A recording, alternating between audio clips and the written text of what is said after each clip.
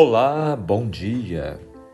Que a graça e a paz de nosso Senhor Jesus esteja com você, juntamente com sua família.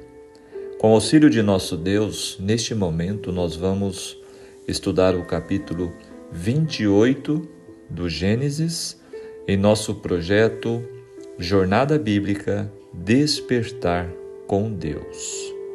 O tema de nosso estudo hoje, o sonho de Jacó em Betel. Um capítulo fantástico, onde nos apresenta realmente lições maravilhosas. Gênesis 28 retrata a importância da obediência ao plano de Deus, confiança em sua fidelidade e as bênçãos que advêm de seguir os planos de Deus. O capítulo também nos apresenta a jornada de Jacó para encontrar uma esposa, nos apresenta o sonho de uma escada que ligava a terra ao céu, com uma promessa especial de Deus de abençoá-lo a ele e seus descendentes. E por fim, Gênesis 28 serve como um lembrete da importância de seguir o plano de Deus e confiar em suas promessas. É um capítulo realmente de uma importância imensurável, tá? Então vamos com atenção, você já deve ter lido em sua Bíblia o capítulo de hoje. Agora vamos para os comentários, vamos nos aprofundar no nosso entendimento. Verso 1. Verso 1 nos diz que depois que Isaac abençoou seu filho mais novo, Jacó, sua esposa veio falar com ele sobre outro plano, a importância de enviar Jacó para as terras de seus parentes. E Isaac concordou com Rebeca.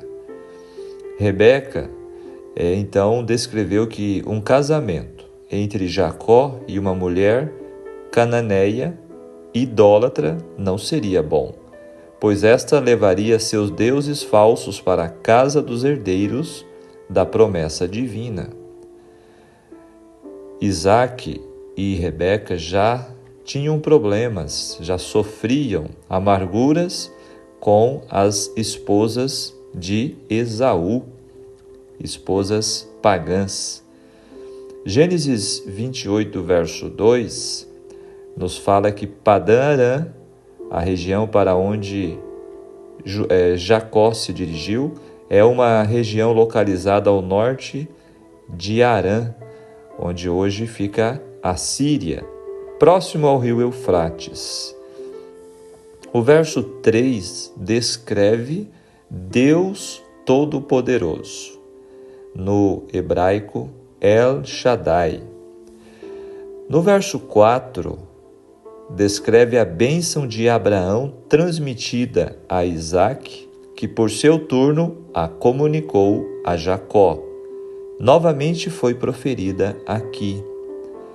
Foi reafirmada. Parece que Isaac veio a concordar com a revelação de que Jacó, e não Esaú, haveria de ser o veículo da promessa divina. No verso 5, era necessário que Jacó fosse afastado da influência de sua mãe, levado a um mundo mais amplo, onde, através de dor, frustrações, provações, ele pudesse se tornar um príncipe de Deus. Isto nos ensina que muitas vezes o nosso ninho se rompe para que aprendamos a voar. Olha que interessante. Jacó precisava, e como não sei se já falei, mas Jacó, nesta ocasião, ele contava com 77 anos. Vocês se lembram que em capítulos anteriores descreveu que Esaú casou-se com 40 anos. Portanto, isso é uma evidência de que, como Jacó ainda passou um bom tempo sem casar-se, até que aconteceu o episódio de enganar o seu pai, então mostra que Jacó já era bem maduro. E esta foi a primeira fase da vida de Jacó, quando ele morou em casa com seus pais. E esta fase, Jacó, nós vamos ver, ele não conhecia pessoalmente, no sentido de experimentar um conhecimento pessoal de Deus.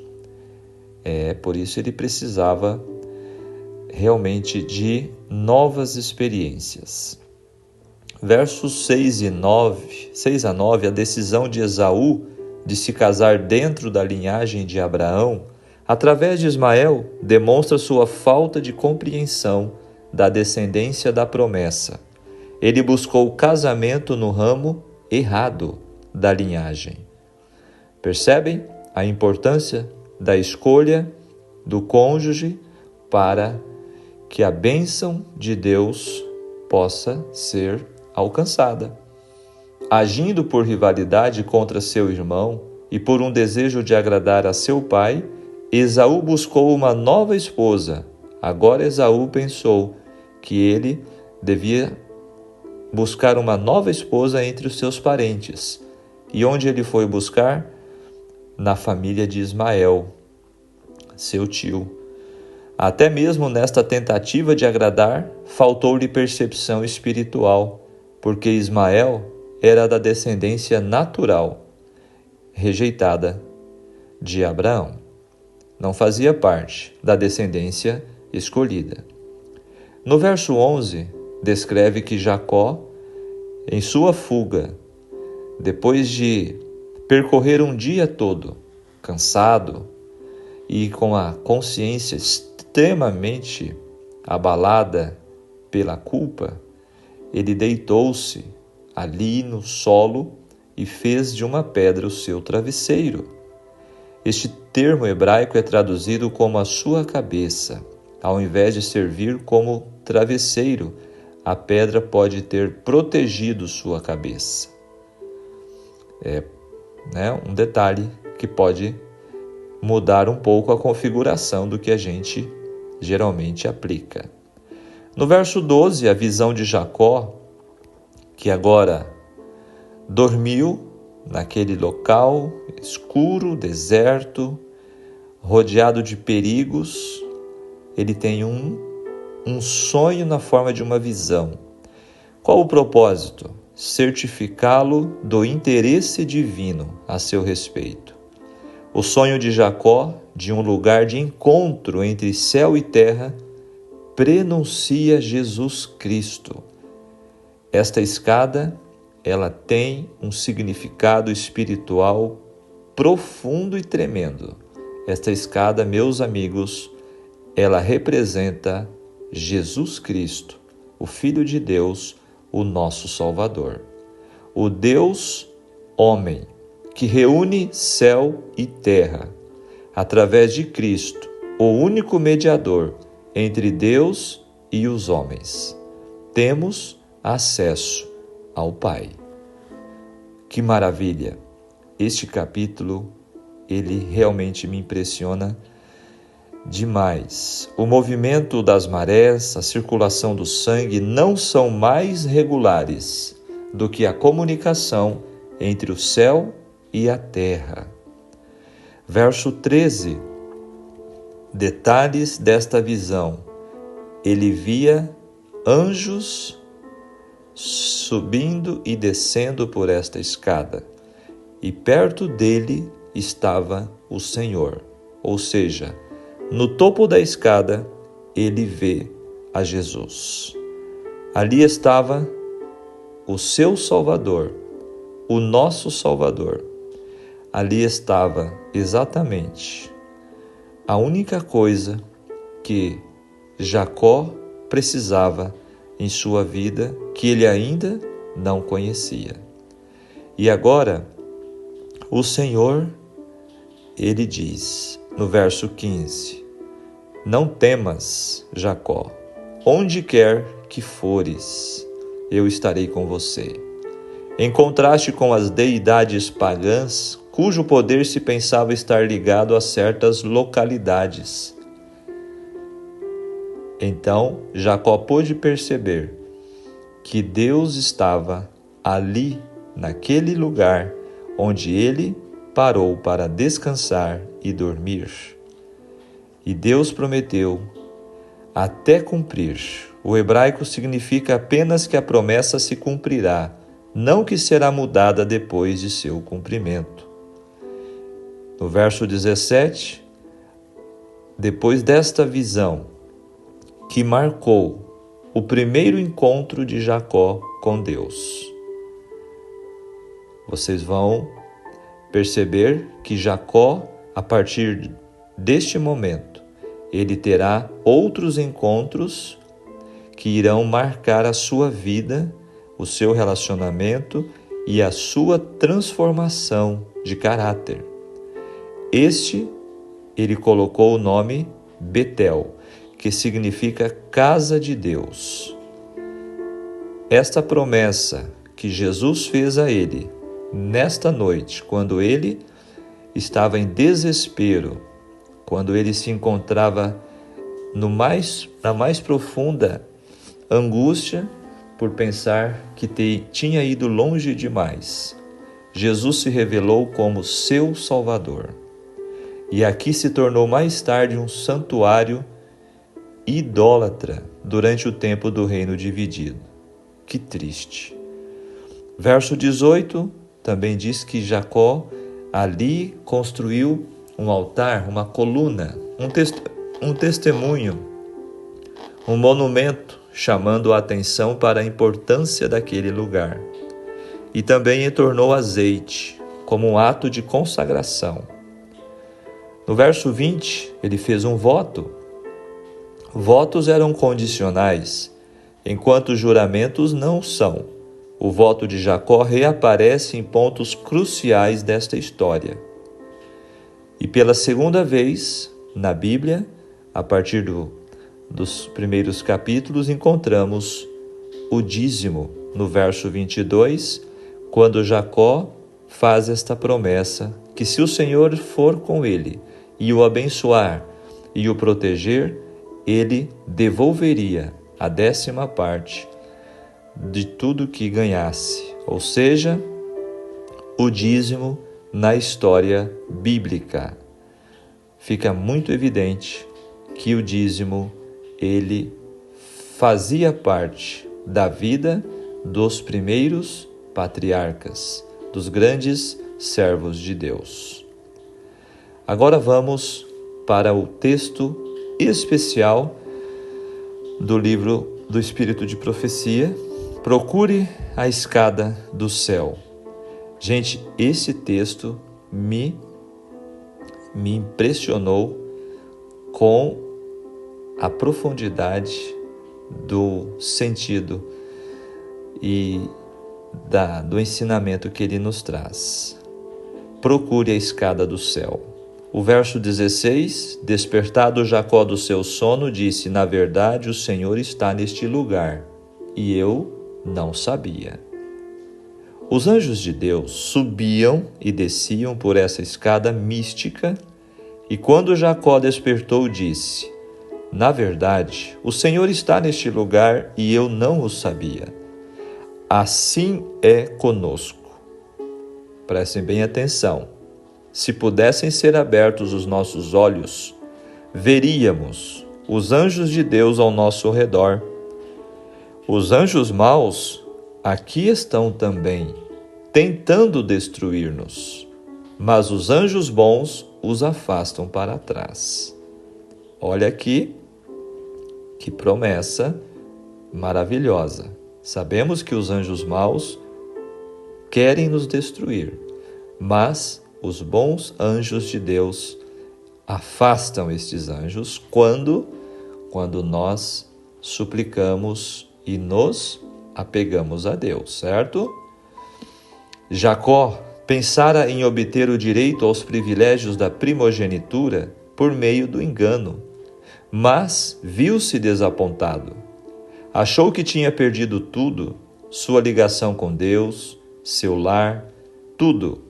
E ali estava ele, um fugitivo frustrado. Mas o que fez Deus? Olhou para ele em sua condição desesperançada.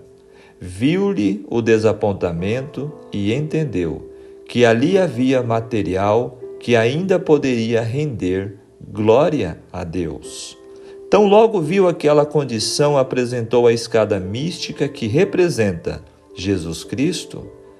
Ali está um homem que perdeu sua ligação com Deus, e o Deus do céu o contempla e consente em que Cristo transponha o abismo que o pecado ocasionou. Poderíamos ter olhado e dito: anseio pelo céu, mas como posso alcançá-lo? Não vejo como. Foi isso que Jacó pensou, e assim Deus lhe mostra a visão da escada, e essa escada liga a terra ao céu com Jesus Cristo. A pessoa pode subir por ela, pois sua base repousa na terra e seu topo alcança o céu. Então a alma, deixando os costumes, práticas e modas da terra, sobe por ela até ao céu. A luz e glória de Deus estão sobre cada degrau dessa escada mística, e homens e mulheres sobem através de quem? Jesus Cristo. Apegam-se a quem? Jesus Cristo. São feitos um com quem? Jesus Cristo. Agora descobrimos que as ameias, ou seja, o topo, podem ser alcançados, que Deus está acima da escada e espera de braços estendidos para ajudar toda pessoa que entrar no reino eterno de nosso Deus. Louvem-lhe o santo nome. Habitantes da terra, louvem-no. Por quê? Porque por intermédio de Jesus Cristo, cujo longo braço humano envolve a raça, enquanto com seu divino braço alcança o trono do Todo-Poderoso. É o abismo transposto com seu próprio corpo, e este átomo de mundo que se separou do continente do céu pelo pecado e se tornou uma ilha, é novamente reintegrado porque Cristo transpôs o abismo. Cristo é a ponte.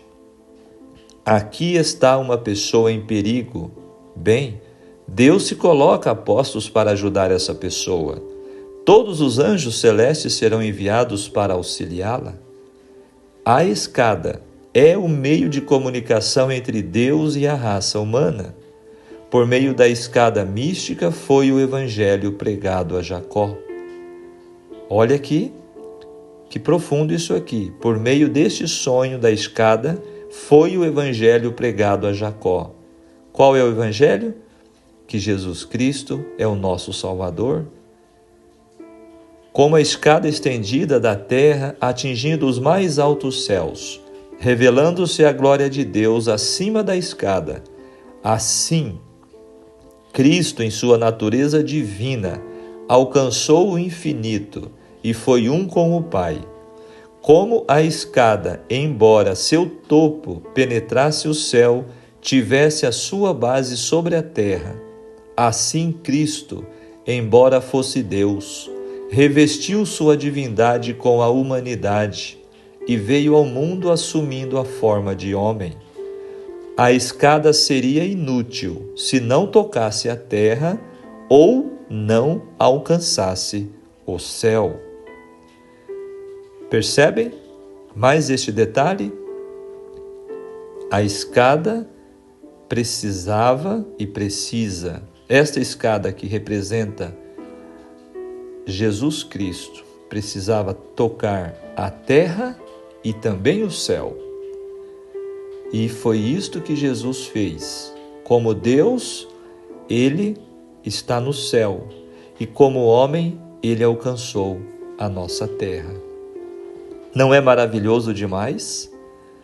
Deus aparecia em glória no topo da escada, olhando compassivamente para baixo, para o errante e pecaminoso Jacó, e dirigindo-lhes palavras de ânimo.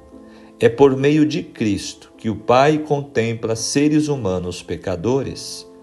Os anjos ministradores se comunicam com os habitantes da terra, por intermédio da escada. A única maneira pela qual as pessoas podem salvar-se é mediante o apego a Cristo. Ascendemos ao céu subindo a escada, a dimensão total da obra de Cristo, degrau por degrau.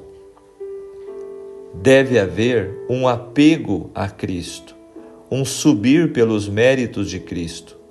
Desistir é deixar de subir, é cair, é perecer. A pergunta de homens e mulheres que olham para cima é: como posso obter as mansões para os bem-aventurados, sendo participante da natureza divina, escapando da corrupção das paixões que há no mundo, como diz 2 Pedro 1,4, entrando no Santíssimo pelo sangue de Jesus, lançando mão da esperança apresentada no Evangelho, estando em Cristo e sendo conduzido por Cristo, crendo e trabalhando, confiando em Jesus e atuando no plano da adição, apegando-se a Cristo e constantemente subindo na direção de Deus. Chamamos-lhes a atenção para as mansões que Cristo está preparando para todos os que o amam. Apontamos-lhes aquela cidade que tem fundamentos, da qual o arquiteto e construtor é Deus. Subam degrau por degrau e alcançarão a Deus no topo da escada e a cidade santa de Deus. Ninguém que resolutamente subir por essa escada deixará de receber a vida eterna, pois desta maneira é que vos será amplamente suprida a entrada no reino eterno de nosso Senhor e Salvador Jesus Cristo. 1 Pedro 1:11. Este maravilhoso texto está na meditação matinal Cristo Triunfante, de 2002, página 85 e 87. Eu fiquei profundamente impactado com este texto explicativo dentro do capítulo de hoje, capítulo 28 de Gênesis. Queridos, no estudo de hoje, nós aprendemos, nós percebemos que Deus maravilhoso é o nosso Deus. Jacó, fugitivo, desesperado, com uma terrível angústia de ter para sempre perdido o perdão de Deus, ele sonha e Deus se revela a ele. Este encontro de Jacó com Jesus, ele foi marcante na vida do patriarca e ele é para nós um grande exemplo e uma maravilhosa promessa de que Jesus também está ao nosso alcance, assim como esteve para o pecador desesperado Jacó. Conclusão: Deus ainda fala conosco hoje, amados. Ele tem prazer nisso, quando abrimos o nosso coração para recebê-lo e ouvi-lo. Onde quer que estivermos, estaremos diante da porta do céu, assim como Jacó. Jacó ainda tinha muito que aprender e nunca imaginou que passaria tantos anos na casa de Labão até que pudesse retornar. Deus não fala conosco para nos prometer uma vida de facilidades e sim a sua companhia, constante em todos os momentos. A promessa dele no verso 15: eis que eu estou contigo. Todos olharam para Jacó e viram nele um mentiroso. Deus olhou para ele e enxergou um príncipe que daria nome à sua nação eleita. Hoje, o Senhor sonda o nosso coração à procura dos que aceitam, como Jacó, ser herdeiros da promessa. Ele está nos preparando para voltar para casa. Tão somente confiemos que onde quer que estivermos, o Senhor ali está. Que o Senhor, o Deus Todo-Poderoso, te abençoe e que guie a sua jornada, cada passo, cada degrau desta escada que nos leva ao céu. Amém? Se você ainda não fez a sua decisão ao lado de Jesus, o que você está esperando? Você está postergando, adiando a sua decisão para aceitar o convite de Jesus, para correr aos seus braços, para suplicar como Jacó pelo perdão, pela graça de Jesus? Por que esperar? Entregue a sua vida agora mesmo e Jesus também dirá a você: eu estou contigo. Amém. Que Deus nos alcance e que nós possamos aceitar esta grande salvação em Cristo Jesus. Eu quero orar neste momento por você. Pai nosso que estás nos céus, santificado seja o teu nome. Em nome de Jesus te agradecemos pelo seu grande amor. Senhor, nos perdoe porque, como Jacó, muitas vezes queremos a tua bênção, a tua salvação, mas pelos meios errados. Mentimos, enganamos, erramos, tropeçamos e pecamos. Mas assim como o Senhor se revelou como um Salvador a Jacó naquela noite de angústia, como fugitivo, o Senhor possa também se revelar a cada um de nós. Queira, Senhor, abrir os nossos olhos, o nosso coração, para que o Senhor entre e faça morada em nós. Senhor, fica conosco e nos perdoe, em nome de Jesus. Amém. Que Deus te abençoe, querido amigo, querida amiga, você que acompanha este projeto, que as bênçãos de Deus estejam ao seu lado mais esse dia e que esta promessa maravilhosa de Jesus possa confortar e fortalecer a tua fé. Um grande abraço e até o nosso próximo encontro. Tchau, tchau.